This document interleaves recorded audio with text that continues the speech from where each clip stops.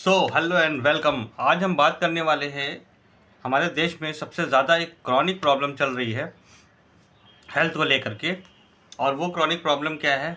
उस chronic problem को बहुत सारे लोग फेस करते हैं, बट इनमें सबसे ज़्यादा जो फेस करने वाले लोग हैं दैट इज़ फीमेल्स।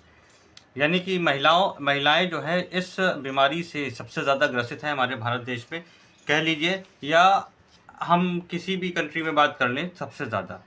उसका सबसे बड़ा रीज़न क्या है कि जो ये प्रॉब्लम है, ये डिज़ीज़ है, ये स्टार्ट कहाँ से होती है और ये इसका सॉल्यूशन क्यों नहीं है मेडिकल साइंस में भी। आइए उस पर बात कर लेते हैं। और उस डिज़ीज़ का नाम है अर्थराइटिस, राइट? यानी जिसको हम हिंदी में बोलते हैं गठिया बाय, गठिया बात, बहुत सारे लोग बोलते हैं। और ये एक ऐसी प्रॉब्लम है जो कि वर्ल्ड में सबसे ज़्यादा फीमेल्स फेस करती हैं। और इवन आज का दौर तो ये हो गया है कि अब फीमेल्स के साथ साथ मेल्स और मेल्स के साथ बहुत छोटे छोटे कम उम्र के बच्चे भी वो उसको फेस करने लगे हैं। उसका सबसे बड़ा रीज़न क्या है? कि आज का एनवायरनमेंट कुछ ऐसा हो गया है। एक्चुअली में जब जब हम ये सारी चीज़ें होती क्यों है? जब हम बॉडी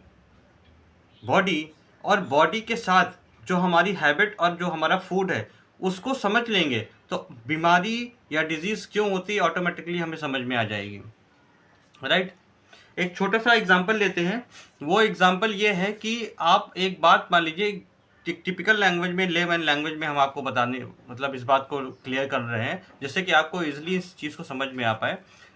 अगर मान लीजिए आपने 1 लाख, 2 लाख, 5 लाख या और ऊपर जाएंगे तो 10 लाख, 15 लाख, 20 लाख, मतलब इवन सेंस क्या हो, आपने 50,000 की बाइक खरीदी हो, राइट? या 5 लाख की कोई कार खरीदी हो, या 10 लाख या 20 लाख, 25 लाख की कुछ भी व्हीकल लिया हो। अब उस व्हीकल में आप मतलब क्या क्वालिटी रही आपको पता है? इतना सारा अगर पैसा खर्च किया है आपने तो इसका मतलब है कि उसके अंदर कुछ ना कुछ क्वालिटी ज़रूर होगी, राइट? तो अब हम उसको खरीद के ला चुके हैं और लाने के बाद जब हम उसको फिलिंग स्टेशन पे ले जाएंगे, यानी कहाँ, जहाँ पेट्रोल पंप पे ले जाएंगे, तो उस पेट्रोल पंप में 2 बोर्ड लगे रहते हैं। एक होता है पेट्रोल और एक होता है डीजल। और आपका व्हीकल अगर पेट्रोल इंजन का है तो क्या आप उसमें डीजल डलवाना पसंद करोगे? नहीं। इन द सेम वे जो हमारी बॉडी है, हमारी बॉडी चलती है एक तरह के फ्यूल से, जिस फ्यूल को हम कहते हैं फूड। और फूड जो होता है वो डिवाइड होता है डिफरेंट टाइप ऑफ न्यूट्रिशंस में। उस न्यूट्रिशंस में आता है हमारी बॉडी का vitamin, minerals, amino acid, enzymes, right, vitamins. और ये सारी चीज़ें मिल करके हमारी बॉडी को चलाती हैं। अब डिफरेंट टाइप्स ऑफ डिजीज़, पहले जो डिजीज़ का मीनिंग है उसको आप समझिए। डिजीज़ का मतलब है डिस ईज, यानी जब हमारी बॉडी कुछ मतलब अजीब सा महसूस करने लगती है, जब हमारी बॉडी किसी तरह की प्रॉब्लम से शुरुआत में उसको अनकंफर्टेबल फील होना शुरू होता है, तो हमारी बॉडी डिफरेंट डिफरेंट टाइप्स के सिग्नल्स हमें भेजती है। अब उन सिग्नल्स को हम क्या करते हैं, आज की लाइफ स्टाइल का जो टाइम चल रहा है उसके हिसाब से हम उस सिग्नल्स को दबा देते हैं।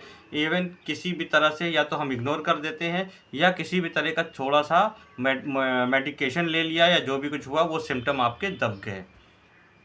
जैसे किसी तरह की स्वेलिंग होना, ये एक इंडिकेशन है कि बॉडी में कुछ बुरा होने वाला है। किसी तरह का लगातार बार बार चक्कर आना, ये इंडिकेशन है हमारी बॉडी में कि कुछ होने वाला है। किसी तरह की हमारी आँखों में हमेशा जलन होना, हमेशा पेट में दर्द रहना, हमेशा फीवर का ना छोड़ना, इन द सेंस क्या है, तमाम कभी कभी हम मतलब अनवांटेड सा फील करने लगते हैं। तो ये सारे सिम्टम्स हैं, यानी ये सारी चीज़ें हैं जो हमारी बॉडी जो है वो हमें देती है कि प्लीज़ सेव मी।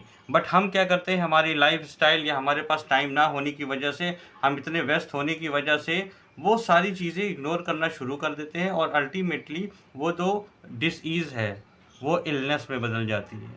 डिज़ीज़ तब तक रहती है जब तक हम उन्हें कंट्रोल कर सकते हैं। डिज़ीज़ तब तक होती है जब हम उन्हें उसके बारे में जान लें कि अच्छा ये होने वाला है। लेकिन जब हम उसको नहीं करते हैं तो वो हमारी इलनेस में कन्वर्ट हो जाती है, यानी अब हम एक्चुअल रूप से बीमार हो गए हैं, राइट? और इंडिया के अंदर से खास तौर से मेंटलिटी है दो बातें कि ट्रीटमेंट अगर कराएंगे तो एक साथ लाखों रुपए फूंक देंगे, और अगर नहीं कराएंगे तो थोड़े थोड़े पैसे का भी नहीं कराएंगे। ये मेंटलिटी है, राइट। तो आइए बात कर लेते हैं। अब जो बात हम कर रहे थे कि सबसे कॉमन प्रॉब्लम, सबसे बड़ी प्रॉब्लम है वो है आर्थराइटिस यानी गठियाबाई। अब ये आर्थराइटिस मोस्टली तो आज लोगों को पता चल गया है, सारी जगह पता चल गया है क्या होता है, कैसे होता है, लेकिन फिर भी थोड़ी सी डिटेल शेयर कर देते हैं आपको इस वीडियो में कि आर्थराइटिस एक तरह की बीमारी है और इसके कई प्रकार होते हैं हमारी बॉडी में।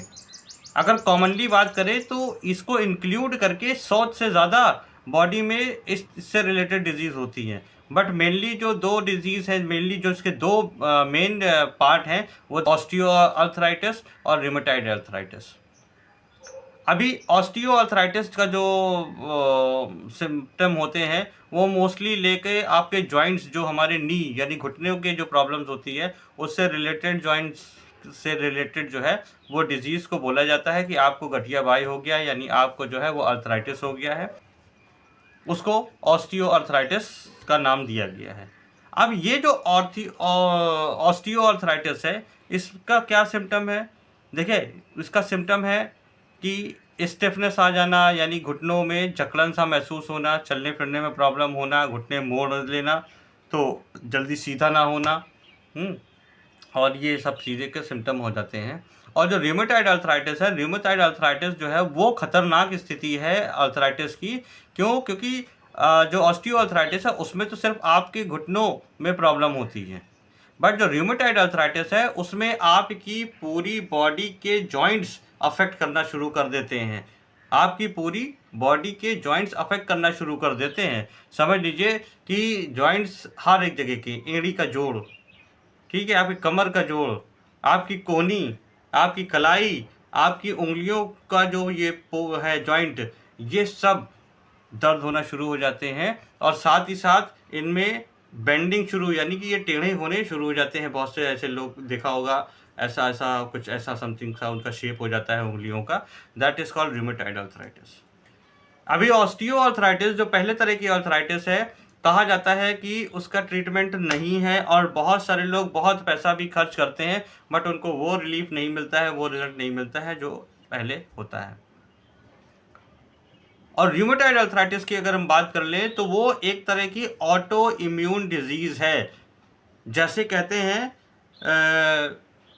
अपने ही घर में, मतलब कहते हैं ना, घर का भेदी लंका ढाए, ऐसा सुना होगा आपने, कहावत है घर का भेदी लंका ढाए, यानी कि घर का कोई ऐसा मेंबर जो अपनी फैमिली की ही बुराई कर रहा है उनको ही तबाह करने पे लग गया है, राइट। ऐसे ही हमारी बॉडी जो र्यूमेटॉइड आर्थराइटिस होता है वो भी यही काम करता है कि जो बॉडी होती है वो अपने ही खिलाफ काम करना शुरू कर देती है, जिसको बोलते हैं ऑटो इम्यून डिजीज़। यानी कि वो जो बॉडी हमारे अच्छे के लिए काम करती है वो वही हमारे बुरे के लिए काम करना शुरू कर देती है। और इस तरह की बीमारी में जो है इसका ट्रीटमेंट नहीं हो पाता है, इसकी सिर्फ रोकथाम होती है।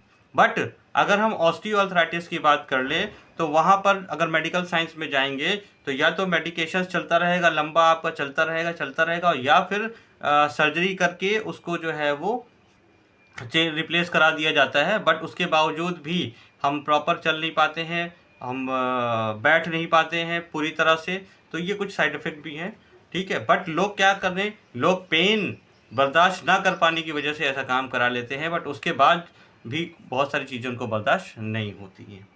तो अगर आप मेरे इस चैनल पे पहली बार आए हैं तो लाइक करना मत भूलिएगा, सब्सक्राइब ज़रूर कर दीजिएगा, क्योंकि हेल्थ से रिलेटेड बहुत अच्छी आपको इन्फॉर्मेशन मिलने वाली है। और हाँ, अगर हम बात कर लें तो जो हमारा ऑस्टियोआर्थराइटिस है उसे कंट्रोल किया जा सकता है, उस पर थोड़ा सा काम करके उसको ख़त्म किया जा सकता है नेचुरल वे में, ठीक है। तो अगर आप ऐसे किसी भी इन्फॉर्मेशन को या इस डिजीज़ को कैसे क्योर करें अगर आप जानना चाहते हैं, वहाँ पर आप क्वेश्चन पूछ सकते हैं, वहाँ पर हम आपको प्रॉपर गाइडेंस प्रोवाइड कर देंगे किस तरह से ये प्रॉब्लम क्यों होती है और इसका रिज़ल्ट क्यों आपको मिलेगा, इसका रिज़ल्ट आपको कैसे मिलेगा, राइट।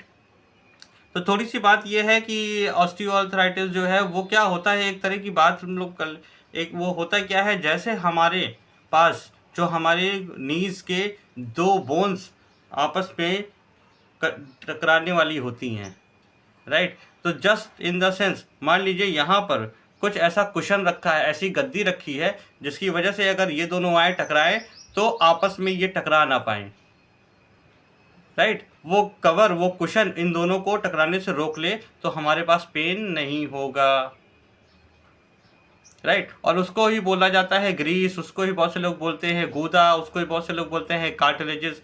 अभी मेन क्वेश्चन ये है कि ये खत्म कैसे होता है, या किसी किसी केस में देखा गया है ये खत्म भी नहीं होता है फिर भी प्रॉब्लम्स होती हैं आर्थराइटिस की, पैर का ना मुड़ना, राइट। तो ये होती क्यों है? ये इसलिए होती हैं क्योंकि जो कुशन है यानी जो गद्दा है वो धीरे धीरे फ्लेक्सिबल से हार्ड हो गया। वो हार्ड होने की वजह से पेन को महसूस कराता है हमारी बॉडी में। या वो क्या हो गया, एक साइंस का एक चैप्टर है, या साइंस का एक चैप्टर है फोर्स, और फोर्स में एक पॉइंट है दैट इज फ्रिक्शन फोर्स। और फ्रिक्शन फोर्स जो होता है वो होता है वियर एंड टियर, यानी कि एक दूसरे को नष्ट करना। जैसे हम शूज़ पहन के रोड पे चलते हैं तो हमारे शूज़ भी घिसते हैं और रोड भी घिसती है। हमें अपनी गाड़ी के टायर कुछ साल बाद चेंज कराने के लिए बोला जाता है या मजबूरन कराना पड़ता है। क्यों?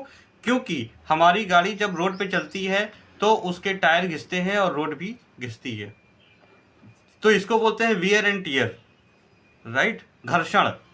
तो जब हमारे जॉइंट, हमारी हड्डियां उस कुशन में जब हम चलते हैं, बचपन से खेलते हैं, कूदते हैं, तो खेलने में कूदने में क्या होता है, ये शॉक एब्जॉर्बर की तरह काम करता है। तो उस पर प्रेशर पड़ता है जो हमारा कुशन यहाँ लगा होता है जिसको हम कार्टिलेजेस बोलते हैं।